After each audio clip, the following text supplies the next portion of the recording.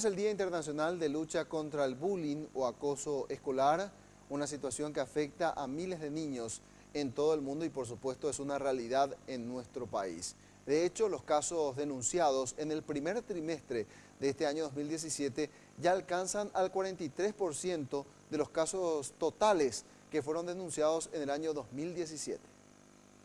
Burlas, hostigamientos e indiferencia. El bullying o acoso escolar ataca de muchas formas y los casos van en aumento. Según datos del Ministerio de Educación y Ciencias, solo en lo que va del año se registraron 12 denuncias por acoso escolar, lo que representa el 43% de total de denuncias recepcionadas en todo el 2016. A esto se suman 12 denuncias por maltratos, 6 por violencia escolar y otras 12 por abuso sexual. Desde el año 2013, el país cuenta con la Ley 4.633 que reglamenta el tratamiento que se debe dar al acoso escolar, además de los sistemas de prevención.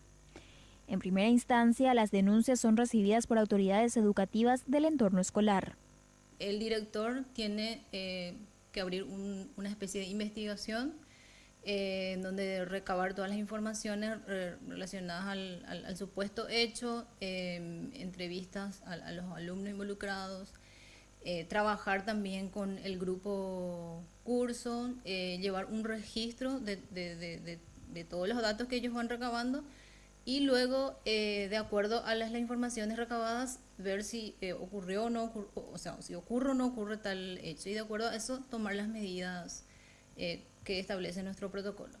Además de las instancias disponibles dentro del Ministerio de Educación, los casos de bullying con derivación a través de Internet se pueden denunciar en la Unidad Especializada de Delitos Informáticos llamando al 021 494 657.